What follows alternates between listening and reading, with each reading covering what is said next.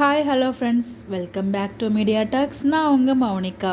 So எத்தனைதான் பிரச்சனைகள் இருந்தாலும் பல பிரச்சனைகளை தாண்டி நீ நான் காதல் சீரியலில் நம்ம அபி ராகவ் 2 பேரும் சேர்ந்து ஆட் ஷூட் ரொம்பவே சூப்பராக பண்ணியிருந்தாங்க. நல்லா இருந்துச்சு அந்த ஆட் ஃபுல் ஷூட்டுமே. லாவண்யா அதை தடுக்கிறதுக்கு பல விதத்தில் போராடினாங்க. அந்த பவுடரில் பார்த்தீங்கன்னா ஏதோ மிக்ஸ் பண்ணி வைக்கிறது, அப்புறம் அவங்க மயக்கம் போட்டு தனியாக ரூமில் போட்டு அடைச்சி வைக்கிறது, எத்தனை தடைகள் வந்தாலும் சரி எங்களோட காதல் ஒன்று சேர்க்கும் அப்படிங்கிற மாதிரி நம்ம ராகவும் அபியும் பார்த்தீங்கன்னா மீட் பண்ணி அகைன் செமையாக ஆட்ஷூட் பண்ணியிருப்பாங்க. அந்த ஆட்ஷூட் மேலே ரொம்ப நல்லா இருந்துச்சுங்க. நான் பார்த்து என்ஜாய் பண்ணேன். ஸோ இந்த ஒரு சீனில் பார்த்தீங்கன்னா ஹீரோ ஹீரோனுக்கு ரொம்ப நல்ல ட்ராக் மூவ் பண்ணிகிட்ருக்காங்க. கூடிய சீக்கிரமே ப்ரப்போஸ் பண்ணுறதாகவும் சொல்லியிருக்காரு. எனக்கு தெரிஞ்சு பண்ண மாட்டார், பண்ண விட்டுற மாட்டாங்க. நம்ம விஜய் டிவியில் அதுக்குள்ளே ப்ரப்போஸ் பண்ணுற ஏதாச்சும் ஒரு பிரச்சனை குட்டையை குழப்பி கொண்டு வந்து வாங்க மட்டும் நல்லா தெரியுது. பட் என்ன பிரச்சனை கொண்டு வர போகிறாங்கன்னு வெயிட் பண்ணி தான் பார்க்கணும். கண்டிப்பாக முரளி அவ்வளோ சீக்கிரம் எல்லாம் பண்ண விட மாட்டார் அப்படின்னு ரொம்ப நம்பிக்கையாக நான் இருக்கேன்.